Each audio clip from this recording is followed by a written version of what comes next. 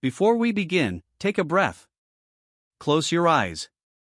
And listen carefully, because what you're about to hear might change the way you think about English forever. If you're new here, hit that subscribe button right now. Because this channel isn't just about learning English, it's about discovering yourself through it.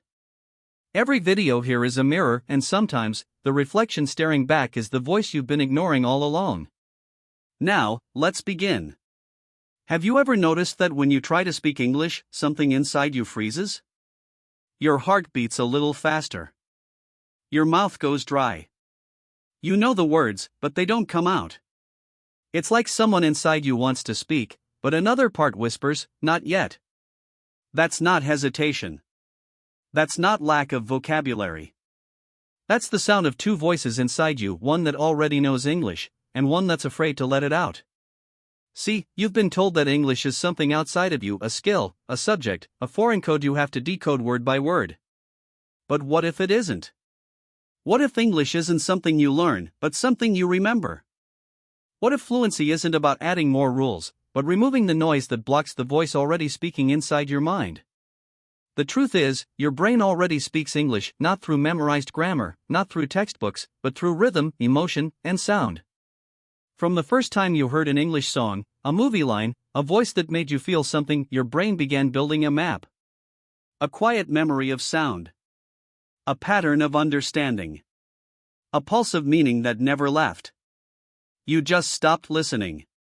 When you were a child, learning your first language was an effort. It was curiosity. You didn't study. You didn't analyze. You listened. You felt. You copied. You lived inside the sound.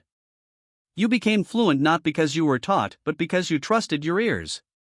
Now, years later, you've been trained to think first, speak second. You've been told to translate, to analyze, to correct yourself before you even begin. And in that hesitation, you silence the voice that already knows what to say. That voice, the one deep inside you, is fluent. Not because it memorized rules, but because it understands rhythm. Because it knows emotion. Because it speaks in feeling before it speaks in words. Think about it. When someone says "I love you," you don't translate it, you feel it. When someone says "I'm sorry," your heart understands it before your brain does. That's the real language, not grammar, not accent, but emotion. And emotion is a universal tongue your brain already knows how to speak. English is not your second language. It's your second heartbeat. It's there under the noise, under the fear, under the doubt. It's waiting for silence. It's waiting for you to listen. But somewhere along the way, you stopped trusting that voice. You started chasing perfection. You started chasing approval. You started treating English like an exam you could fail, not a voice you could live in. You see, the education system never taught you to listen inward. It only taught you to perform outward. To focus on mistakes instead of meaning. To fear grammar instead of feeling. To impress others instead of expressing yourself. And that's where fluency dies, not in the tongue, but in the mind. Because fluency isn't a language skill. It's a state of safety. When you feel safe, your voice flows. When you feel judged, your voice hides. So let's strip away everything you've been told about English. Let's start again, from silence. From that inner place where your thoughts have no accent, your fears have no grammar, and your voice has no boundaries. Close your eyes. Imagine your mind as a still lake. Every fear, every correction, every rule you've ever memorized, those are just ripples on the surface. But beneath that surface is stillness, deep, calm, clear. That's where your real English lives. It's not the voice that tries to sound perfect. It's the one that sounds honest. It's not the voice that copies others. It's the one that speaks with meaning. It's not the voice that waits to be right. It's the one that's brave enough to be real. You've been trying to speak English correctly, but the real power is in speaking English truthfully. Because people don't listen to perfect words. They listen to authentic energy. Every word you say carries a vibration, a rhythm that either connects or disconnects. When you speak from fear, your words shrink. When you speak from power, your words expand. It's not your pronunciation that makes people listen, it's your presence. So here's the secret no one told you. You don't learn fluency by adding more English. You learn it by removing everything that blocks it. The fear, the doubt, the need to sound native, all of that is noise. When the noise fades, the voice emerges. And that voice, the one inside you, already speaks the language. You just need to tune back in. When was the last time you truly listened to your own voice in English? Not to check mistakes. Not to judge your accent. But to hear yourself. To notice the tone, the emotion, the life in your words. Try it now. Say something simple, something real. I'm here. Say it again. I'm here. Feel how your chest vibrates when you mean it. That vibration, that's fluency. That's connection. That's you reclaiming your voice.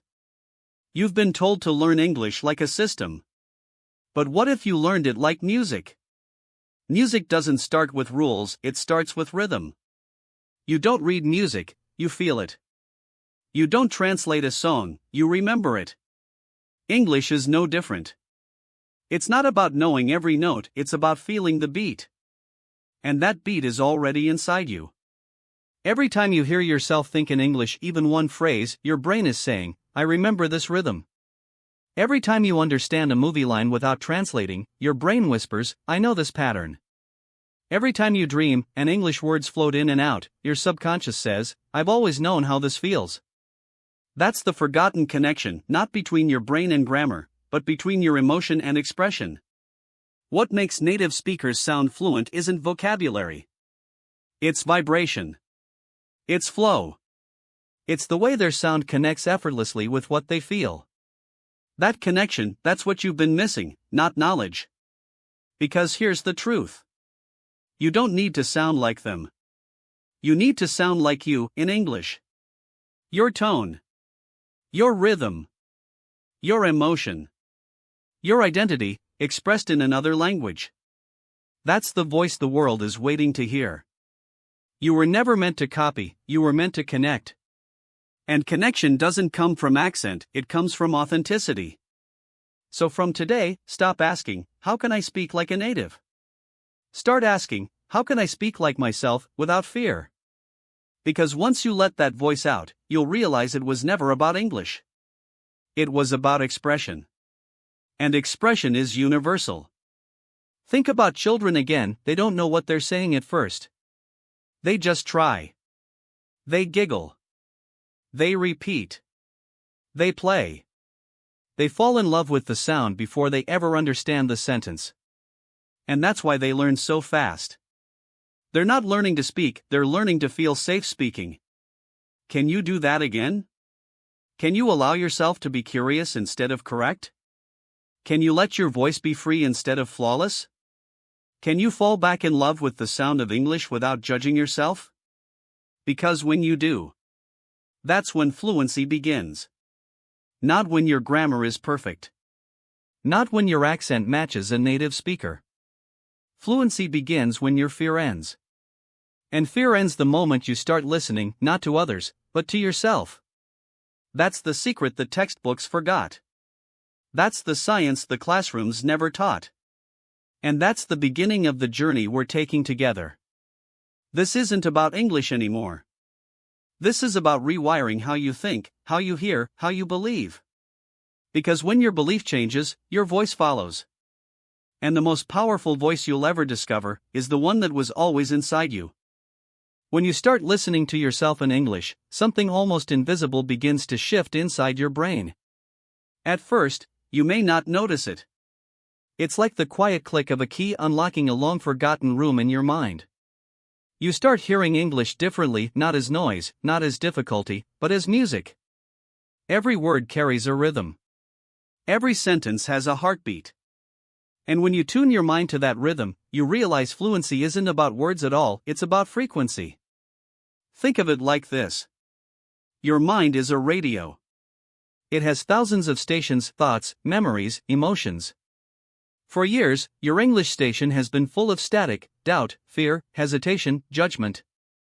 But when you remove the noise, when you stop trying to sound perfect, that frequency clears. You start picking up something faint but beautiful, your own English voice, pure and unfiltered. It's already there. It's always been there.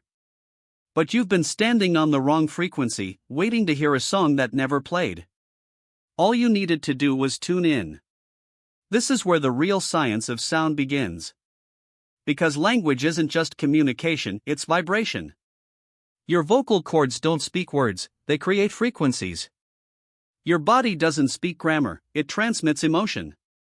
That's why when you listen to someone who truly believes what they're saying, you feel it even if you don't understand every word. Fluency is energy in motion. When your thoughts and your voice vibrate together, people listen. When they fight each other, people feel the disconnect, and so do you. You know that moment when you try to speak, and your voice trembles? When you know what to say, but the sound comes out weak, uncertain? That's not lack of skill, that's disconnection.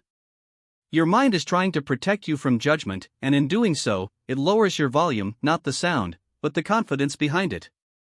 But here's the secret no one told you. You can train that voice. Not by memorizing more words, but by feeling sound again. Close your eyes for a moment. Take a deep breath. Now say slowly, softly, I can speak. Don't rush. Feel the air move through your chest, your throat, your lips. Say it again, I can speak. Did you hear that? That's the sound of your power returning. It's not perfect English. It's not even about English. It's about alignment. The moment you say something with truth, your voice and your soul meet halfway. That's where fluency lives, not in words, but in alignment. Children have this alignment naturally. They speak with their whole body, with their hands, their eyes, their energy. They don't just say words, they live them. That's why you can watch a child tell a story and feel joy, fear, excitement even if you don't understand their language. Because their voice isn't filtered. It's free.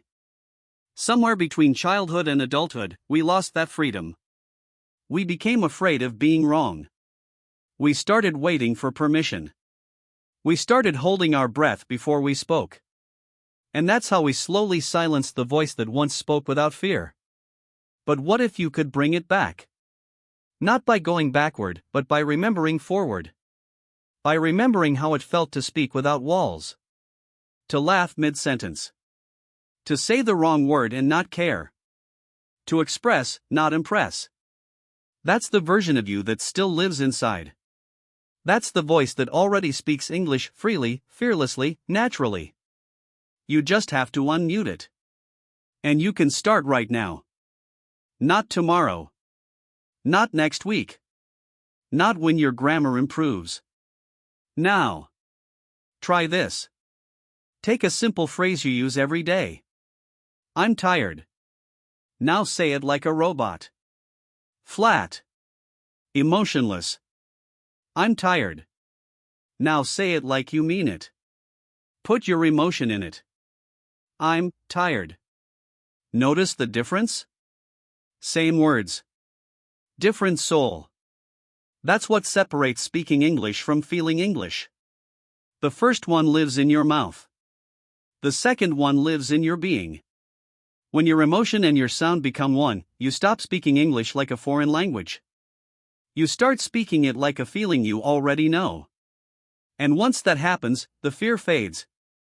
Because fear cannot survive in authenticity. You can't be scared when you're being real. The next time you hesitate to speak English, ask yourself, what am I trying to prove? And then ask, what am I trying to feel? Because fluency isn't about proving you can speak. It's about allowing yourself to feel connected through the sound of your own voice. The voice inside you has never stopped speaking. It whispers in dreams. It sings along to songs you half understand. It repeats phrases from movies you love.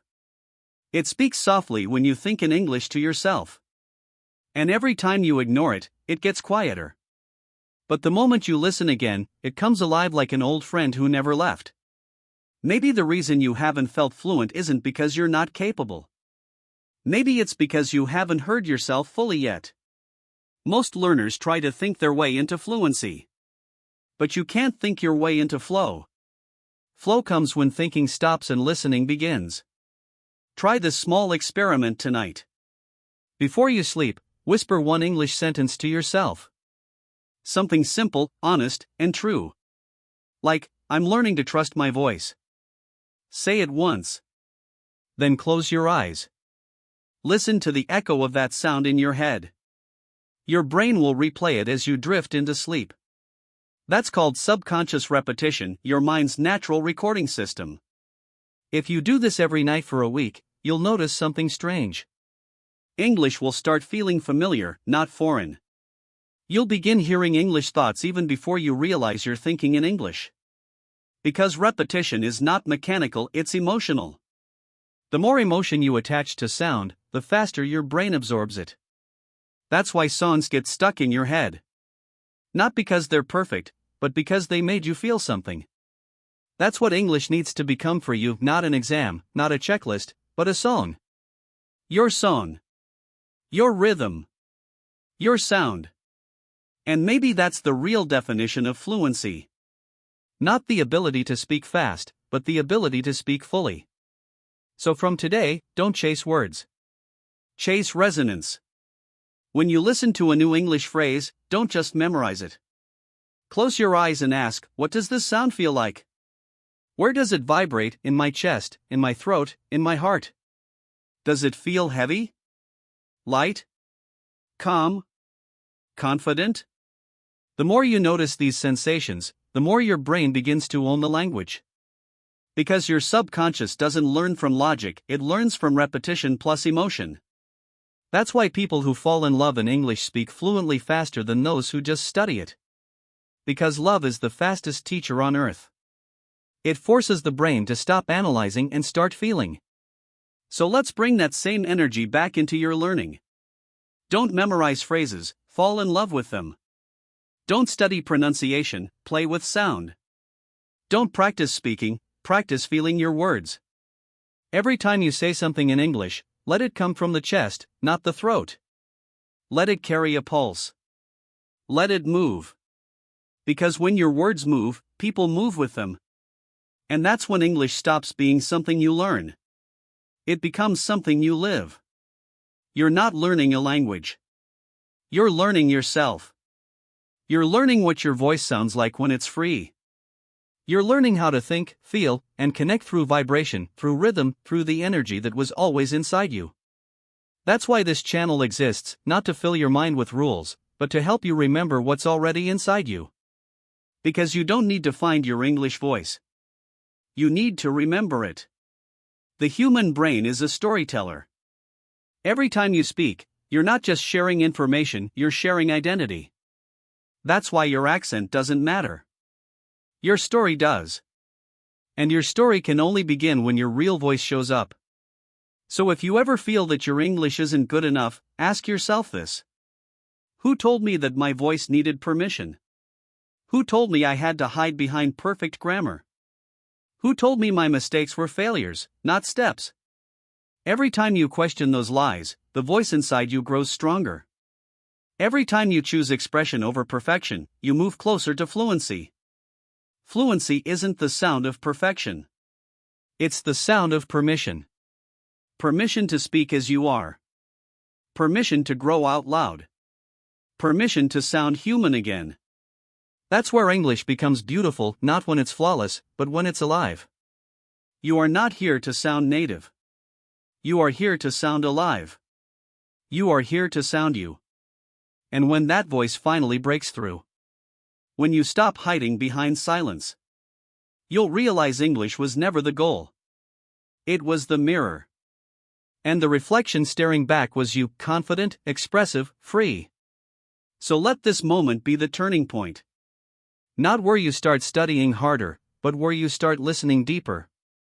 Because deep listening is where fluency begins. And when you finally listen to the voice inside you, you'll realize it was speaking English all along. You've started listening. You've started noticing the rhythm of your voice, the vibration of sound in your body, the feeling of English as something that lives inside you rather than outside.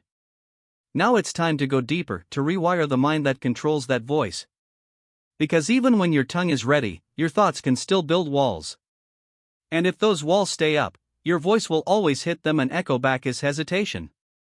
Every voice begins in the mind long before it reaches the mouth. The way you think decides the way you sound. Every sentence you speak in English is born first as an image, a feeling, a spark of meaning. But here's the problem: most people never give that spark a chance to become fire. They stop it halfway. They analyze it. They judge it. They ask, "Is this correct?" before they ever ask, "Does this feel right?" That pause, that tiny moment of self-doubt, kills fluency before the first word is born. Your mind has two languages, logic and emotion. Logic analyzes, emotion expresses. When you overuse logic, you freeze. When you allow emotion, you flow. And English fluency lives in flow. Think about the times you speak your native language. You don't think about grammar. You don't calculate sentence structure.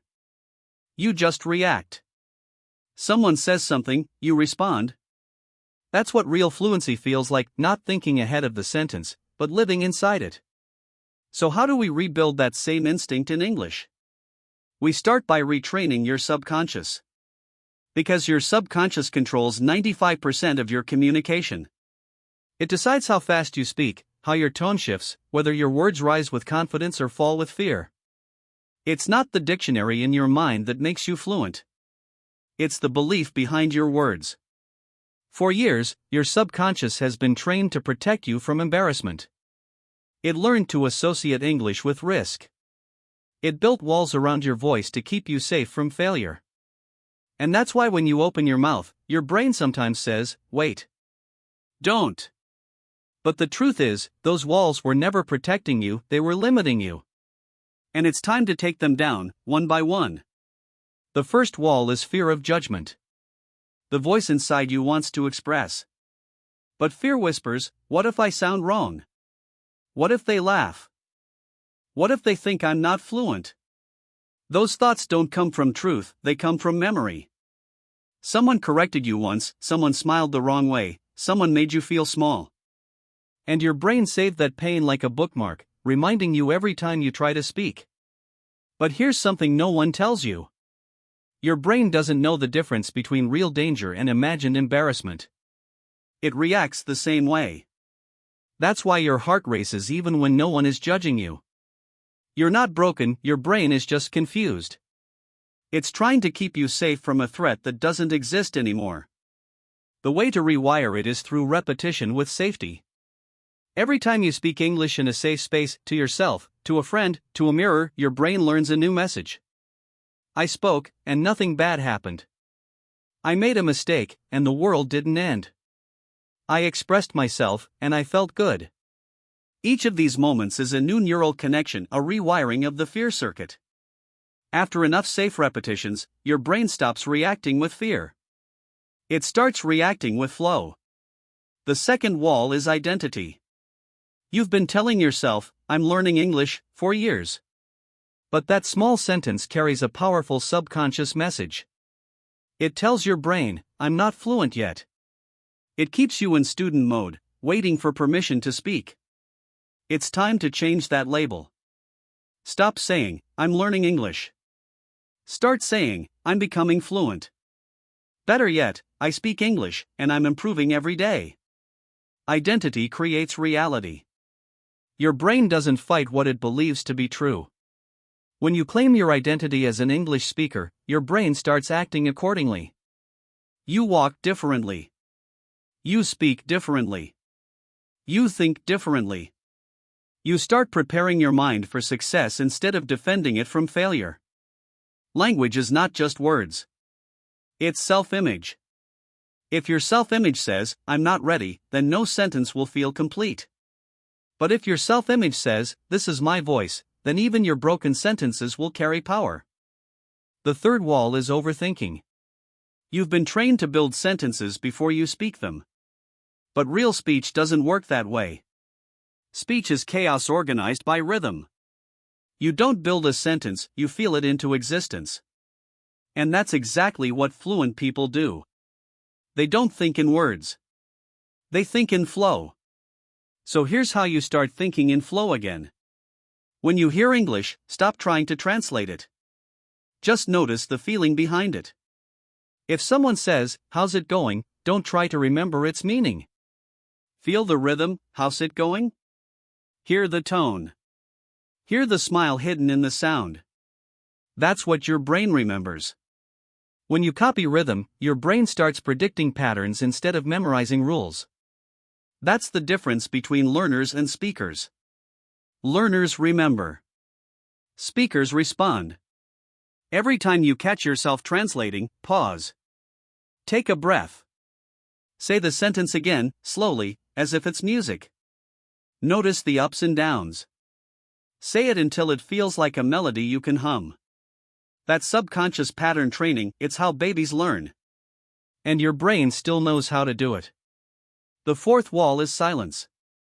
Not the peaceful kind, the fearful kind. The silence that comes when you know what to say, but your mouth refuses. That's your brain's old protection script running again. To break it, you have to speak before you're ready. Not after you're prepared, before. Because fluency grows in motion, not in memory. You'll never wake up one day ready to speak English. You'll become ready by speaking. Every imperfect sentence you say is a seed of confidence planted in your mind.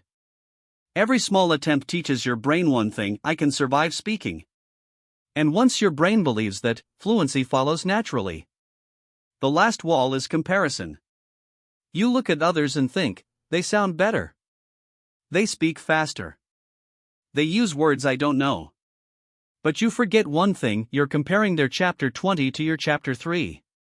And worse, you're comparing your learning process to their living process. You only hear them when they're expressing. You don't see the hours they spent doubting themselves. You don't hear their inner voice telling them, "I'm not good enough either." Everyone fights that voice in every language. But fluency isn't a race. It's a rhythm. Some learn fast, some slow. But the moment you start comparing, you step out of your rhythm and lose your music. So stop competing. Start composing. This is your sound, your pace, your journey.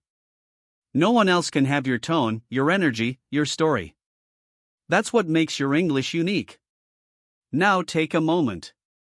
Imagine what it would feel like to finally speak English without fear. No pressure.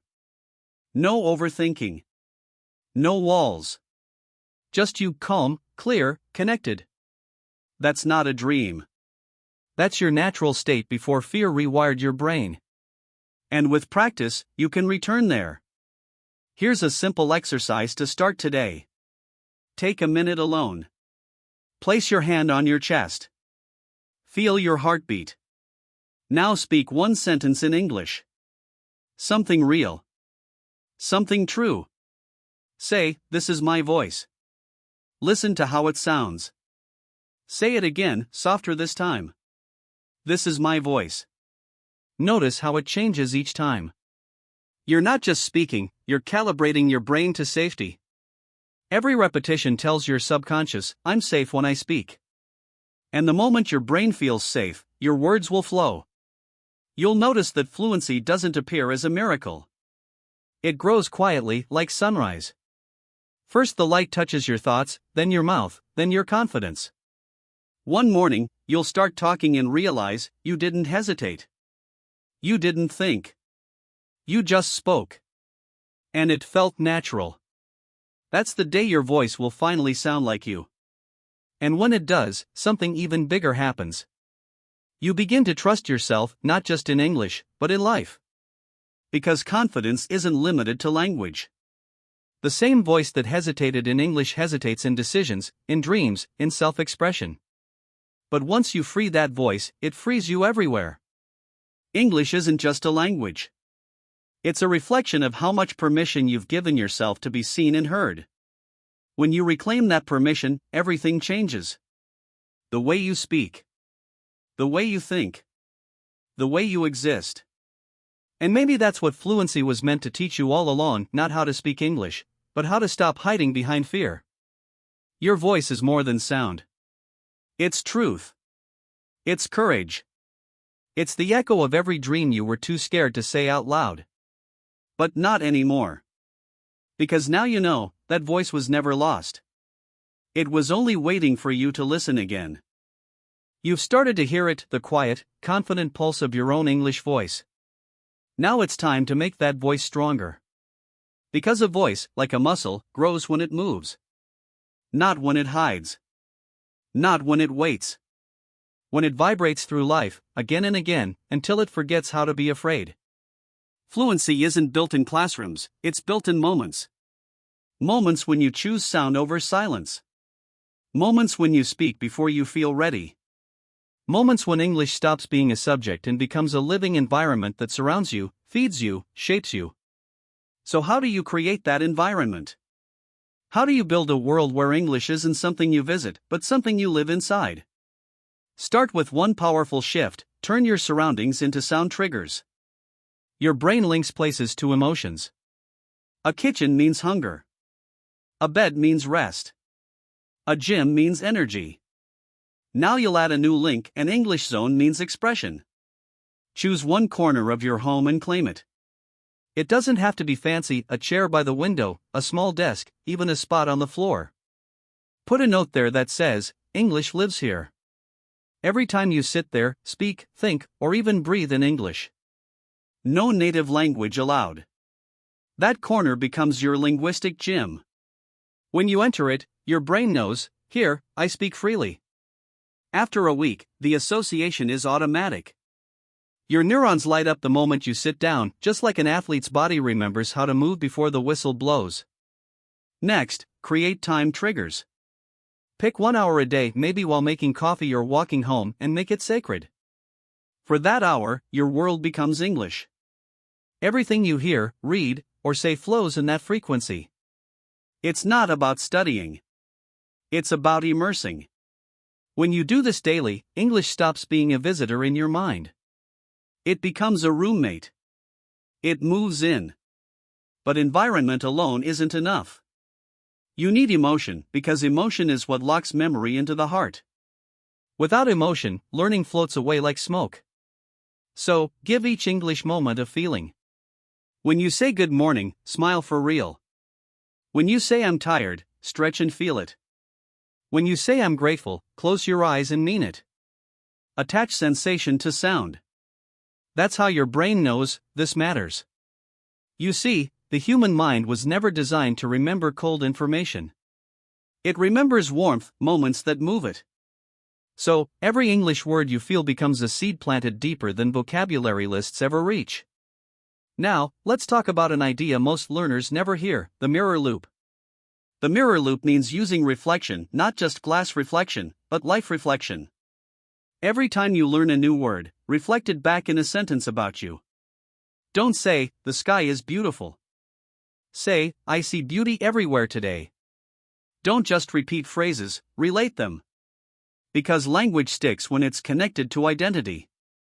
When you use a word about yourself, your brain labels it as personal truth, not random data. That's why affirmations work. When you repeat, "I can speak confidently," your brain eventually stops arguing. It begins to build proof. Here's another secret: speak in movement. Stand up when you talk. Walk as you repeat lines. Gesture with your hands. Language is physical electricity, it needs the body to conduct it. When you move, oxygen flows, rhythm forms, confidence grows. You can't whisper fearfully while walking with purpose, your body won't allow it. That's the trick actors use on stage: the body leads the voice. You can use it, too. Then there's sound imitation, one of the most powerful yet forgotten tools.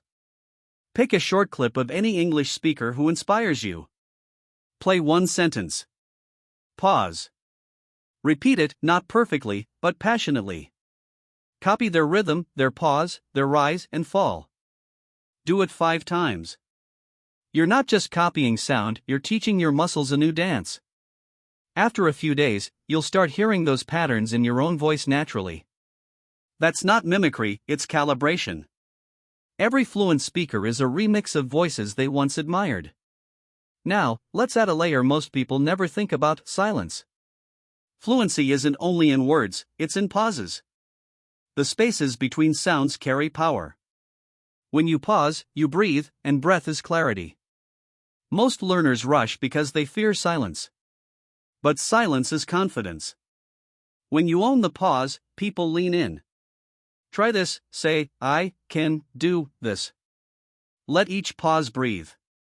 Suddenly the sentence has weight. It lands. Your voice becomes presence. Presence is fluency's older brother. Once you find presence, fluency follows. Because presence says, "I belong here." And belonging is the opposite of fear. Another powerful practice: record yourself daily, not to judge, but to witness growth.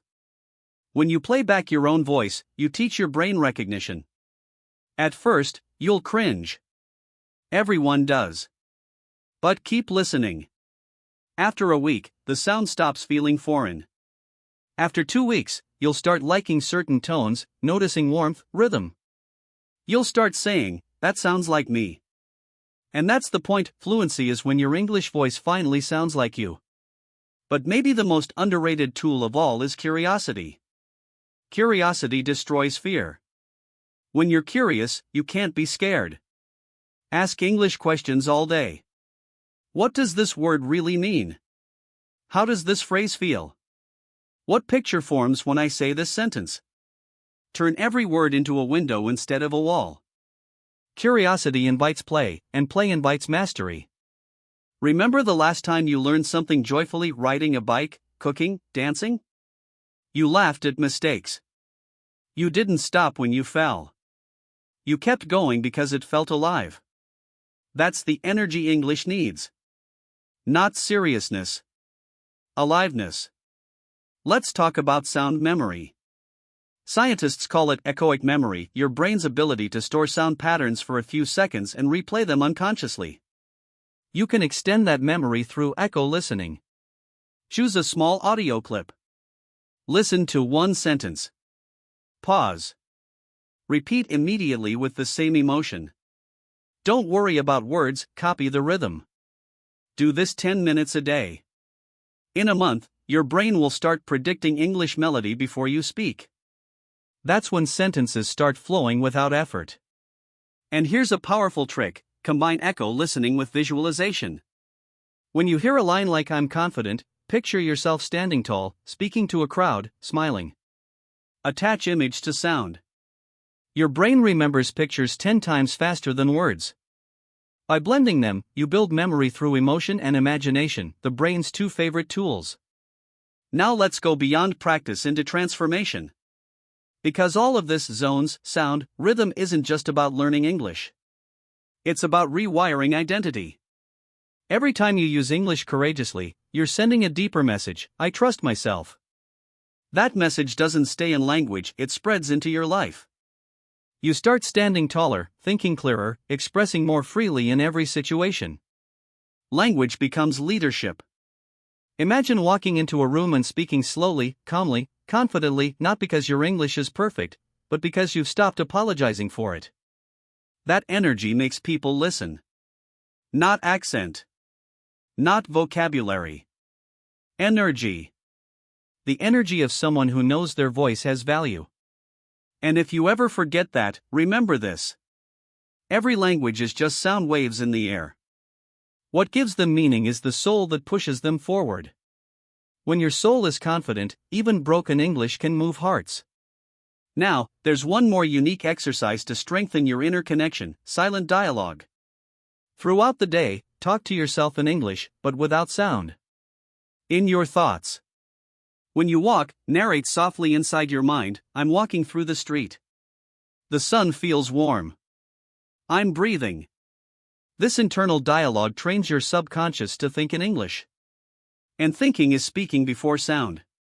The more often you do it, the more natural English becomes, like background music playing on repeat. Pair this with voice journaling. At night, open your recorder and talk for 2 minutes about your day. No script, no plan, just flow. Say what happened, how you felt, what you learned. Then listen once, not to criticize, but to celebrate. Each recording is a small victory. Each one is evidence that your voice exists, grows, evolves. Here's something few teachers mention: your brain learns fastest when you teach. So teach someone, even if it's your mirror. Explain a word you learned, describe a sentence structure, share an English quote and what it means to you. Teaching forces clarity. It organizes thought into sound. That's the highest level of mastery, when you can make someone else feel what you've discovered. And when you start doing all this, not as routine, but as ritual, you'll notice something miraculous. English will stop sounding foreign. You'll stop translating your thoughts. You'll start hearing English words form themselves before you consciously think them. That's the moment your brain and voice synchronize. That's the moment you cross the invisible line between learning and living. But remember, fluency is not the end, it's a mirror showing you that your mind can reprogram itself. If you can change the way you speak, you can change the way you believe. If you can train your brain to feel safe in another language, you can train it to feel safe in new dreams, new goals, new lives. So this isn't just English practice, it's personal evolution. You're not learning to communicate with others. You're learning to communicate with yourself. To turn doubt into dialogue, fear into frequency, silence into sound. That's why when you speak, it's not just English leaving your mouth. It's courage. It's proof that you dared to show up as you are. And maybe that's what humanity needs more than perfect sentences, voices that sound human again. So build your zones. Speak your feelings. Move your body. Echo your sounds. Pause with purpose.